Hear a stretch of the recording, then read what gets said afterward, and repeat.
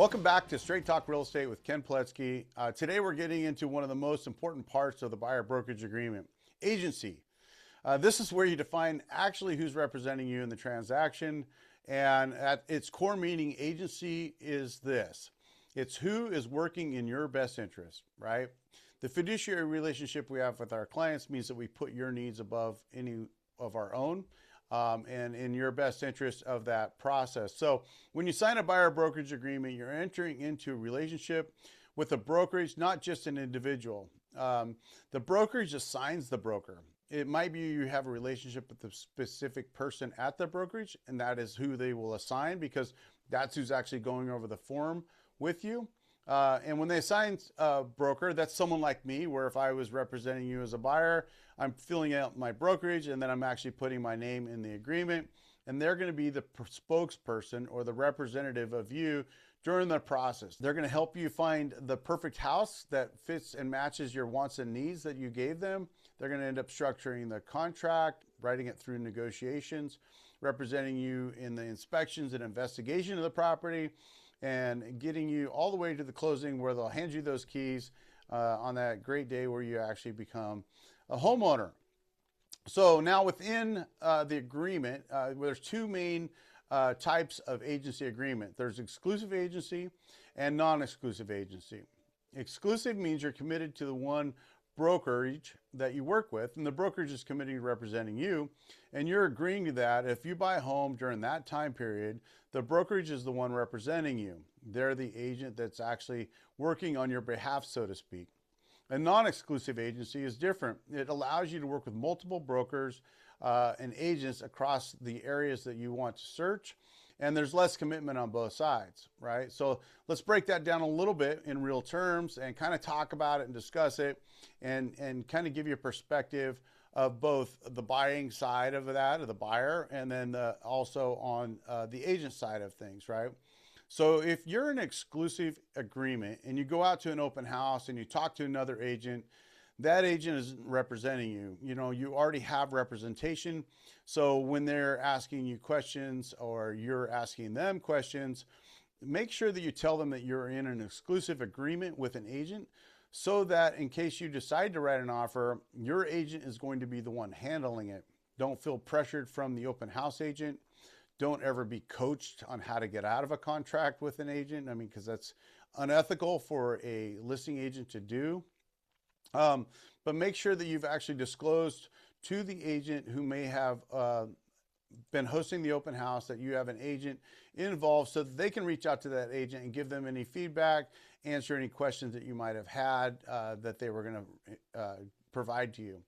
So now with a non-exclusive agency agreement, you might meet one agent online, another at an open house, maybe a third you got from a friend as a referral, right? You can work with them all under a non-exclusive agreement.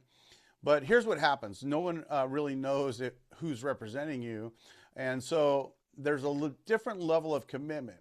I mean, if you were dating someone and all of a sudden they started dating 2 or 3 other people, do you think that that is someone that you're going to commit your life to, someone that you're going to spend the rest of your life with? Probably not. If they're not committing to you, you're probably going to see a little bit of difference in the relationship and how that's going to impact that, right?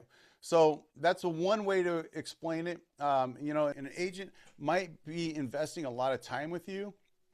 If they're exclusive, they would be, right? They'd be 100% committed to you.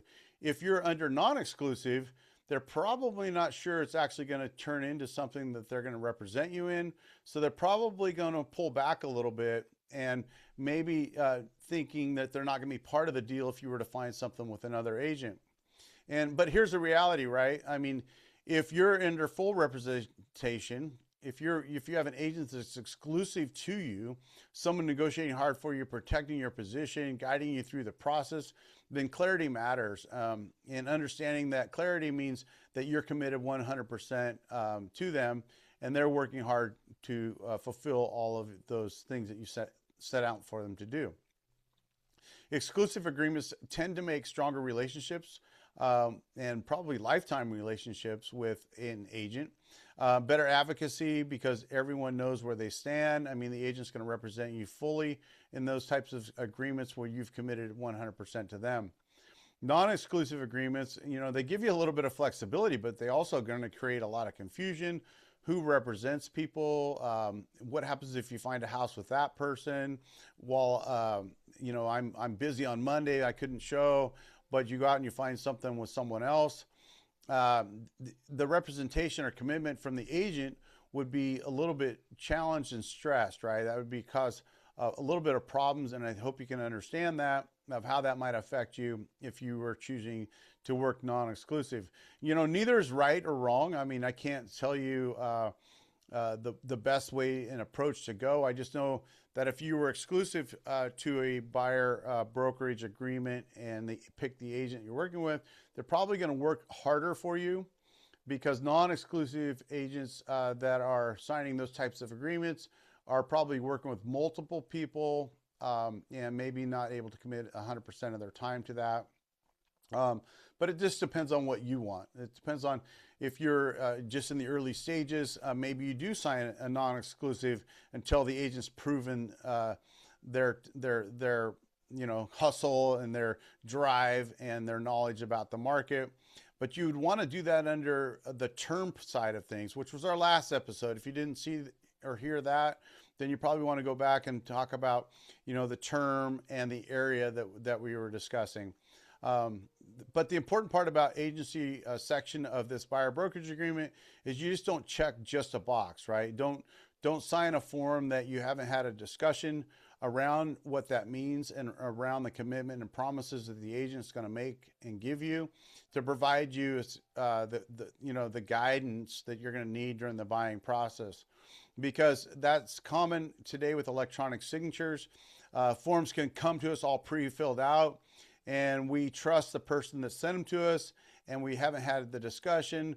Then we get down the path of buying and we find out that there was some things that I signed that I didn't know about. And that's exactly why I started this series on the buyer brokerage agreement, is so that you completely have a clear understanding of what you're signing before you sign, so that you have a better experience during the process and you're being fully covered on all aspects what the buyer brokerage agency agreement looks like. Now, we're going to take this one step further, and we're going to talk about dual agency in our next episode. That's when the same agent or brokerage is involved in both the sides of this deal, right? They represent the seller and the buyer, and that's going to be a deeper conversation. But it is a conversation that every buyer needs to know and understand before they're in that situation, because there's abilities to sign things that you're going, wow, you represent the seller and you represent me, but what is the responsibility of the agent? You need to understand that and what that looks like. Today, you're required by your buyer broker to provide you with the agency pamphlet when you sign your agency agreement, and that will give you all the duties and things like that they'll be responsible for you, and you're representing you.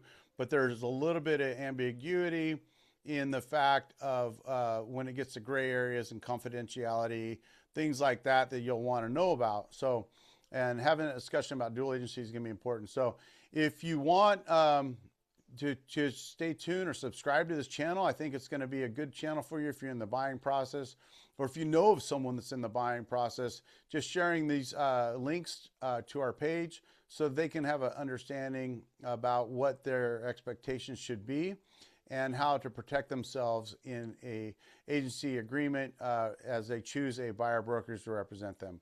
So this is Ken Pletsky with Straight Talk Real Estate. No BS, no fluff, just a straight talk of real estate and what my experiences have been over the last 30 years.